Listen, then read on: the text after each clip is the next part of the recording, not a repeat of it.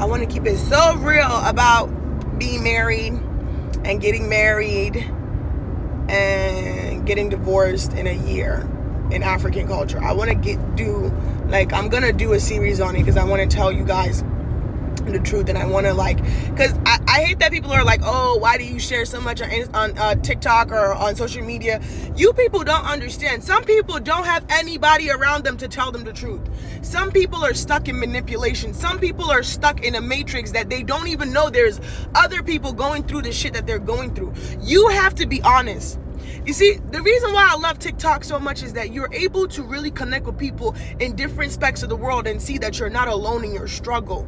So my sisters, especially this marriage thing, especially women empowerment, it starts with these conversations. I need women to understand that we will be okay. I'm going to do a series on this, especially for my African girls. Stay tuned. It's a very well-known topic, although it's always good to see how much Black females actually are encouraging and promoting and being open about other Black females getting divorced and how it's beneficial to them and the family. So I thought I'd explore that in this compilation. I've been married since I was 19 years old, and that 15-year relationship is now coming to an end, and I have not talked to my husband every single day for essentially my whole life up until 2 weeks ago. And because this is the first 24 hours I've gone without crying, and I'm soon going to have to spend a lot of time by myself, and when my kids aren't here, a lot of very quiet time by myself, I need to know how the actual fuck I'm supposed to do that and not just cry, nap, pace, and crumble. So, any ideas? It's interesting how in the previous video the female said how glad she is about having TikTok and being able to share your personal experiences, although I disagree. TikTok, social media, whatnot has only left these females more warped, because you do something that you see everybody else do, and then when you're in that situation for yourself, you don't know what to do. My point is, your reality is never going to be like anybody else's. A lot of females just are making these type of decisions because it's a trend and other females are doing it and telling other females to do it, thinking that there's going to be benefits to it. And then here comes where you don't know what to do, so you go back to TikTok to get advice about your life. You're getting a lot of the married single mom divorce cases. I think right now we're seeing a lot of the 30s and 40-year-old somethings who happen to be this married single mom, where if you don't know what that means, it's really where a mom is doing it all and their spouse isn't really participating. So you have mom who's waking the kids up, getting them ready for school, taking them to school, then going to her 9-to-5 job, and then coming home and doing dinner and extracurricular activities and doing homework and whatever it needs to be. And their husband is still just going to work, coming home, doing nothing, going to bed, and playing on their phone. And so these moms are getting resentful, and now they're standing up for themselves. The times have not caught up with the gender roles. And I think that's why women now in their 30s and 40s are really deciding that, why? If I'm single at home with my spouse, why can't I just be single and be single? I don't need that extra dead weight. If I already am doing it all, I'll continue to do it all.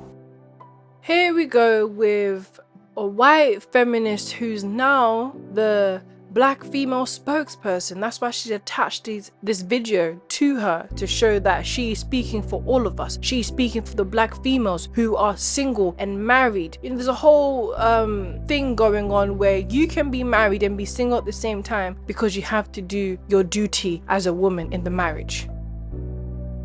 The ending of a romantic situation literally feels like grief. 8 months ago, I ended a 10-month marriage, and I went through grief, anger, upsetment, identity crisis stuff. And because the marriage was so short and we were only together for 10 months prior to getting married as well, I didn't think I was gonna go through none of that, especially since I was the initiator of the divorce. I didn't think that I was going to experience any anger and upsetment and grief, but I definitely did. In this video, she goes on to say that sometimes it feels like you're fighting for your life. And when I tell you, that is so true. But for me, it had to do with just the anger was so strong, anger at him, but mostly anger at myself for allowing the situation to happen. But also, I kind of lost my identity. I felt like I wasn't who I used to be, and I wanted to find that back, but every day was a struggle for me trying to figure out how to get back to me. What a lot of these females seem to always prove is how they were never equipped to be wives. In 10 months, you already divorced the man, and you actually took no consideration how it's going to affect you or him. Only afterwards you made that decision, and then they go and speak about how they lose themselves. So in reality, you was never a wife to begin with. You was never the wife that you became. You never knew how to be a wife. You never actually wanted to be a wife. You just went along with this idea of what marriage and being a wife would be for you, instead of actually being what a wife means in a traditional setting. But I always wondered if other women experience this kind of identity crisis that I felt like I was experiencing, because it felt like a very solo experience. Like, I didn't know if people who went through shorter relationships or marriages would actually be feeling this way. So I felt like I was doing the most, you know? But then I realized that I definitely was not doing the most, and that my feelings were valid, and it was okay for me to feel that grief, even though it was a shorter relationship. Like, I would be embarrassed that I was feeling certain things, especially since I ended it, but I had to let myself know it's okay to feel these feelings. And having an identity crisis is a really bad feeling. I know that mine stemmed from being a people pleaser. I would allow, other people's happiness to come before my own in my relationships, and I would prioritize them over me. So I essentially lost who I was in these relationships, and that's not good. But now I'm finally in a place where I know who I am and what I like, because I've been intentionally spending time with myself and figuring out what do I like when I don't have the opinion of a man around me. Like, who am I? What do I enjoy? And just who am I as a person when I'm not prioritizing someone else over myself? It just proves how selfish females are, because who gets married to just prioritize yourself? That actually defeats the purpose of marriage and becoming one with someone. It defeats the purpose of your vows. It defeats the fact that you both have duties that you both need to serve for your marriage. These females enter marriage for selfish reasons, and they want the marriage to serve them, but they won't serve the marriage or the man. You as a whole individual, as a person, is not just about you, it's about who you married. And it just shows that females don't enter marriage with that type of mindset. They want more for themselves, not for each other and the marriage.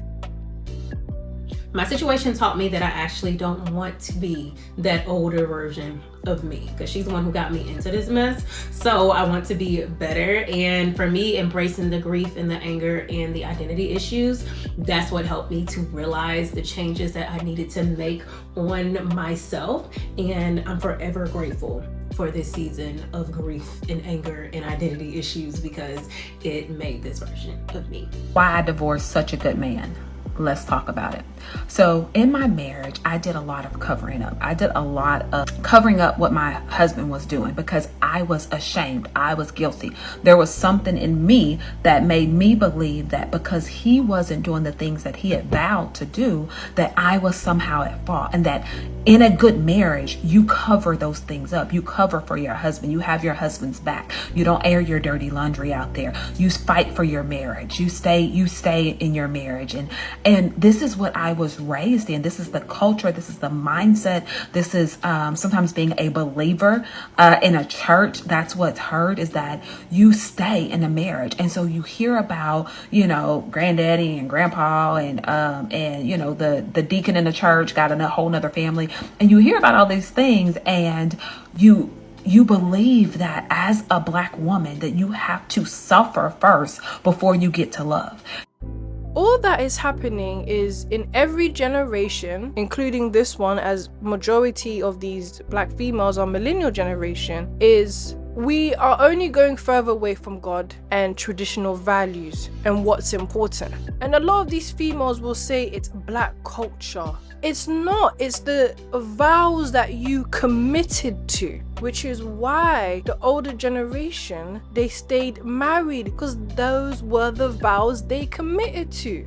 You made a promise and a vow to God. That's why you marry in church. What they want to do is make it seem as if it's a black issue to vow to God. You hear the whole mindset of, granddaddy did, grandma, he cheated, but then he settled down and now grandma don't want for nothing. That's because granddaddy old and crusty and don't nobody want him no more, right?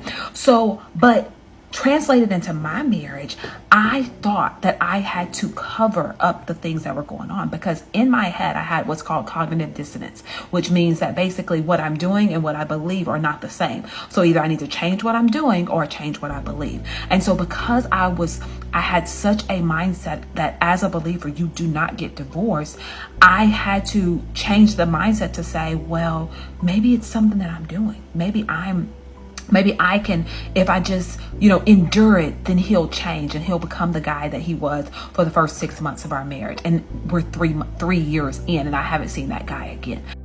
Do you know who the real hypocrite is? Is this female. Why? Because you chose to be with a man hoping he will change.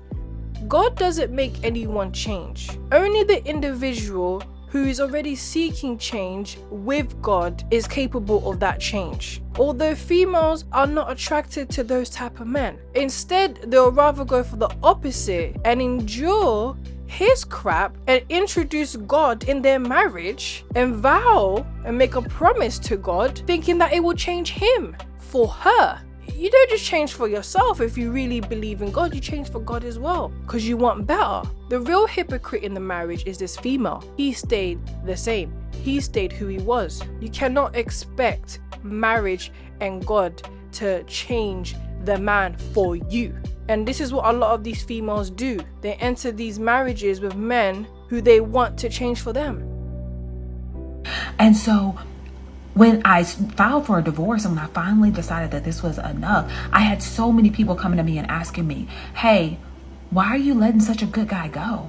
Hey, what's going on? I thought he was perfect and he was great. And I had to realize that not only was I divorcing the guy that was not good to me, I was divorcing the image that I had portrayed to everyone else. So now not only was I having to go back and tell the truth of what happened in my marriage and why it was going to divorce, I had to realize within myself that I was part of the reason why people couldn't understand why I was leaving such a good guy, because I had covered for him for so long. Let's just keep it real. This is what females do. They talk about everybody else, the people who don't know about the marriage, the husband, except for themselves. I don't think it had to do with what people think. I think it had to do with everything what she thinks, what she portrayed for herself, the image that she had of this marriage and the man, which didn't happen the way she wanted it to happen. She wanted to cover it up because she was hoping things would change, as she said herself. It had nothing to do with outside, everything to do with her and the image that she tried to create, the man that she wanted him to be. And if you realize the consistency with these females is they never actually tell you what the problem is, never tell you what the man did. So if you're in that position and you felt that way before, then that's something that you have to own first and foremost, but not carry around, right? You were doing what you thought was best. You were doing what you thought you were supposed to do. And I get that and I understand that, right? And we move on, we grow, and we learn. Love you. Can I be real and honest with you guys? One of the things that I struggled with since my separation was not having the amount of kids that I thought I was going to have. I thought I would have back to back on y'all, right? But I only have one, right? I thought that I would have had 3 kids by now. And the fact that I only have one, it makes me feel some way. Because one, I wanted Genesis to have a sibling by now. Genesis has a whole lot of energy and I cannot keep up. And so I know that if she would have had a sibling by now, she would have had somebody that had as much energy as she had, and so she would have so much fun. And I just feel like Genesis is so bored with me because I can only do so much. And this is a 5-bedroom, 4-bathroom house. When we got this house, this was the house to expand our family. So this is so much space for just Genesis and I. And prior to separating, I was actually working on a nursery because we were going to start trying for our second child. And the nursery is still done. I've not had the courage to take down the nursery. And so for me, you know, now having that second child that, you know, I wanted, that I've already created this nursery for, as things, yeah, it's just something that I struggle with. And when I see people happy online with their pregnancy announcements, like, I'm super, super, super happy for them. But I cannot help but wish that I was also in their shoes. Now, I know we're not supposed to compare because we don't know, but it's natural, and sometimes I do it. And so this is my reality that I've been struggling with for the last 2 years. Now, this is not a thought that I'm trying to stay in. This is a thought that I'm trying to work through, because at the end of the day, I don't want to be a single mother of 2 or 3. And so 1 is already a lot that I'm a single mother to. So to have 2 or 3 is crazy to me. So, you know, one of the things that helped me, you know, be like, you know what, it's fine, is because I know that the next person I have kids with, we're going to be together forever, and they're going to help with the kid. So pray for me, guys. Just pray for me. It seems as if this female is either already divorced or pursuing their divorce, but she is frustrated and disappointed at the fact that she's only had 1 child and still wants to build the happy home or the multiple children that she wanted with the first marriage. Females are very lazy and do not want to put in the work that comes with marriage. They rather just destroy the family that they already have and move on to the next, as that's easier, as feminism says that you are allowed to do and be whatever and any man can accept you, rather than actually work on what you have for your family. A few days ago, I finally received my divorce decree. And when I first saw the email and the attachments, I was relieved. It's been a tough and long journey to go through this. And it really felt like the ending of a very painful chapter in my life. But as I went through this document full of stamps and initials from lawyers and various people, witnesses, etc., I couldn't help but think about my wedding day. How on that day, I was fully convinced that this was for forever. And here I am now today looking at the document that ends that journey. It's not been easy, but God has been faithful through it. I will never for the life of me will understand how females will praise God for their divorce when in the Bible, God is against divorce. You've done the one thing that God didn't want you to do, but yet you want to praise him for you doing it? It's really backwards. It seems like they just want to throw the name of God in every situation to make themselves feel better about the decision that they made. My point is, you chose to make that decision. You chose for forever not to be forever. The Bible didn't tell you to do that. God didn't tell you to do that. You did that all by yourself. He has carried me with his righteous right hand and done things for me I'd never seen him do before through the struggle. So if you are like me in the valley of divorce, I want to remind you 2 key things that I have learned on this journey. That God hates divorce, but he does not hate divorced people. And that this small chapter of your life does not determine the rest of your life. There's life to be lived even after divorce. And then when I got divorced and we had, it's not a party, but there's something that you've got to do to kind of find closure after you've ended a relationship of 20 years, which was literally half of my life. And a big half. Because that's when you're conscious of everything. Because the other half, some of it you didn't see, you were too young. Yeah. You see, this is a half that you are aware of everything. Yeah. So my sister said to me, "You've got to burn something at the party that we had." Yeah. Finding closure after divorce, I do think that whole narrative that these females say, I just think they're trying to romanticize divorce. That's what it is. Which is why you have, let's celebrate the divorce. Let's burn something. Let's make a ritual out of it. Let's praise God. You're romanticizing the worst thing that you chose to do. You're romanticizing ruining something. They want to celebrate failure. Me in that day, feeling unsafe in my home, that was the moment where I realized I cannot live like this anymore. I cannot spend another day not knowing what I'm going to come home to. I knew when I would rather sit outside in the cold for 7 hours than come into the house that we paid for. This is not okay.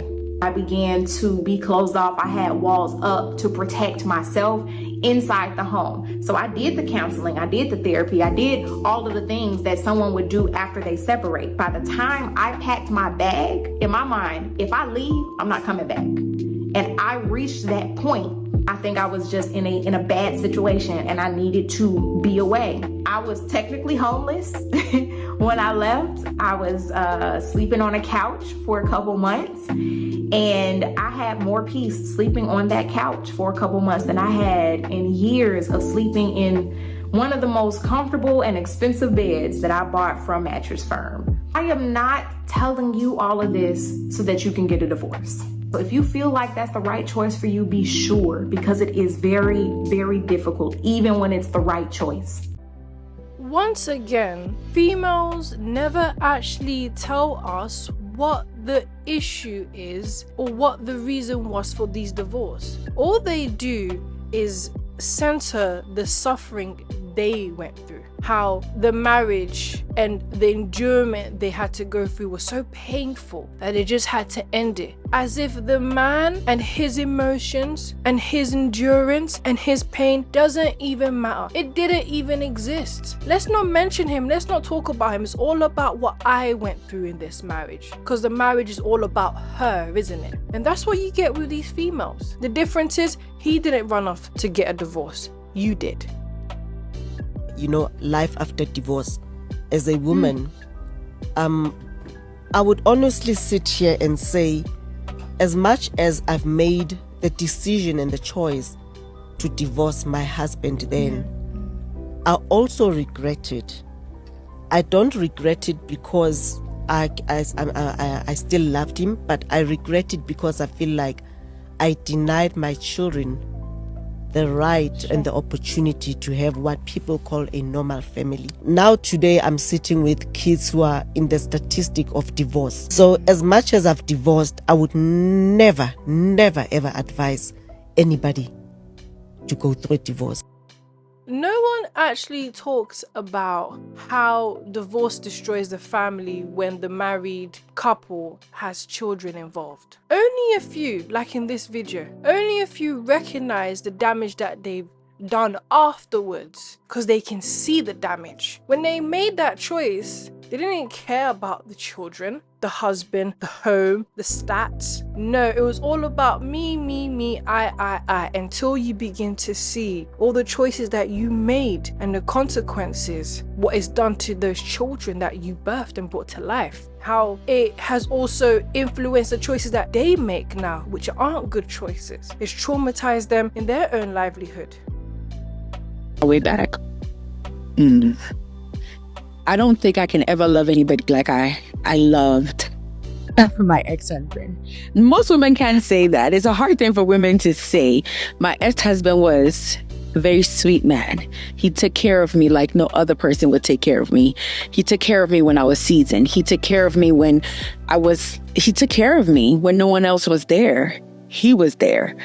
And so the love that I have for him, even now, I think would never be like, I don't know, never say never, but I don't know if I could love anybody the way I love him. And I loved him. I appreciated him. he was supportive. He helped me. But it was just a lot of built up anguish and trauma and pain from just the loss. You never have dealt with grief until you lose a child. The loss of a child is something that I can never put my hand on it. I can't put my finger on it. It is quite a sensitive topic, but we do have to address what she's saying. Now, it's clear that she does regret how her marriage ended and where she decided to put the grief and the emotion in such a way that it ruined their marriage. To say that you appreciate that man, you didn't. To say that you loved that man and he was all these great things, you didn't actually see those things then. You only are seeing them afterwards because no other man is doing or has done what he's done for you, and you're beginning to see that. So we drifted apart, and we got divorced as we got older, and my divorce for me was like another loss of a child. Divorce is hard. Divorce is like death. You know how they talk about the dealing with grief and the steps in dealing with grief? It's the same thing with divorce.